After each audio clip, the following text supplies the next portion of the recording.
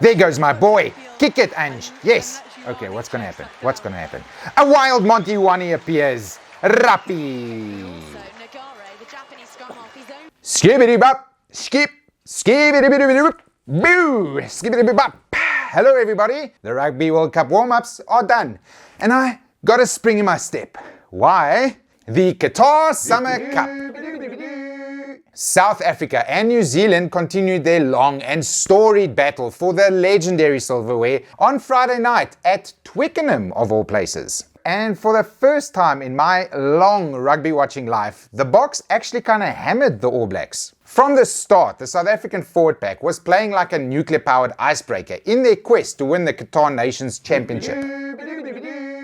They set up camp in the All Blacks 22 and then barely left it for 18 minutes. Line out after line out, maul after maul, and penalty after penalty went the way of the Boks until Kolisi scored. Besides the try, the Boks also forced the ABs to concede 2 yellow cards and to exhaust themselves defending. For the rest of the game, it felt like New Zealand was overplaying. They constantly tried to run it from their half, which led to intercepts, or they just kicked it too deep onto Willemse, who just ran it back at them. The Boks defense was immense. They were getting into passing lanes to pick off offloads, they were slowing down the rucks, and they were keeping the pressure on the ABs high enough to liquefy them. That pressure led to frustration, and Scott Barrett got sent off after getting his second yellow card for falling on Malcolm Marx on the ground. Falling. The CAC was always going to go the way of the men in green after that. A record 35 points to 7 for the Boks as they destroyed the Death Star in front of 81,000 fans. Does winning the Qatar family meal mean anything? Will anyone remember it if the All Blacks go on to win the World Cup? Am I celebrating the battle and forgetting the war? Scoobity bop, skip scoobity bop, boo. Scotland's final warm-up game was against Georgia at Scottish Gas Murrayfield. Once again, we all got a reminder of the slow rise of Tier 2 rugby nations. Georgia managed to keep Scotland scoreless for the entire first half, going into the sheds 0-6 points up. Lucky for Scotland, they remembered that they are actually a very good team and they scored 5 tries in the second half to win 33 points to 6. That's 4 games in a row now that Scotland have trailed at the break. They will definitely not want that to be the case in their next game against the Springboks in the World Cup.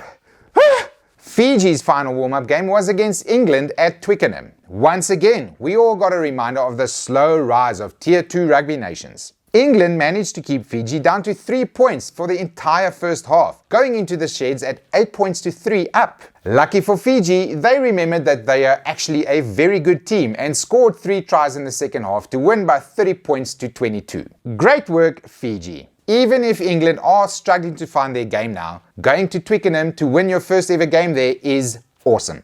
Incredibly, they are now the highest ranked team in their pool going into the World Cup. I'm sure they will be licking their lips for their first pool game against Wales in 2 weeks' time. Italy hosted Japan in Treviso for their final prep. Poor Japan. They have seen their local league grow since hosting the World Cup in 2019, but it has not translated into success on the international stage. Italy easily swatted them aside by 42 points to 21, with Monty Iwane hitting peak form and bagging a hat-trick of tries. Mostly, I'm just happy that my friend Ange Capuozzo is healthy and playing well again. Spain rolled over for Argentina in Estadio Civitas Metropolitano in Madrid. It seems Los Pumas wanted one last loose game before taking on England in their opening thriller at the World Cup.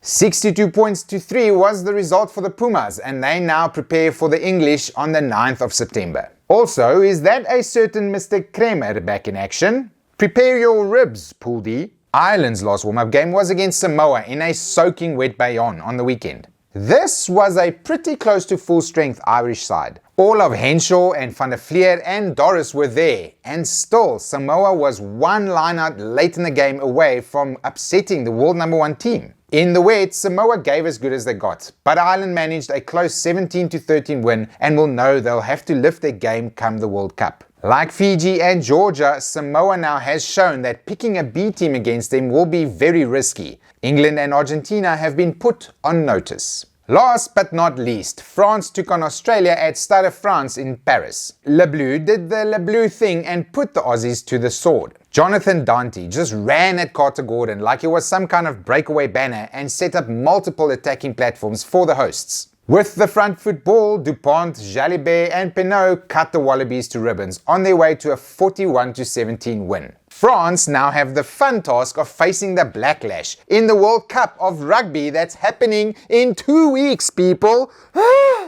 How are we here already? I was jumping up and down with my mates just the other day. Maybe the news will calm me down. What the fuck? Sightings, cards, shoulders and bands have been the order of the day for the last few weeks. We had another one this week with Scott Barrett having to go and explain why he got 2 yellow cards in the loss to the Boks. Whatever he said must have been nice, because he's been cleared to go get a red card against France in the opening game of the World Cup. The bunker nerd at the game didn't think it should be a red card, and he's got way more angles than us. That's how it should work, in my opinion. And I think that's enough for this week. Not much other news, and I need to go recover from all the Qatar Cup celebrations that's been happening countrywide this week. I will see you all next week to skibbity bop, skibbity skibbity skibbity skibbity bop.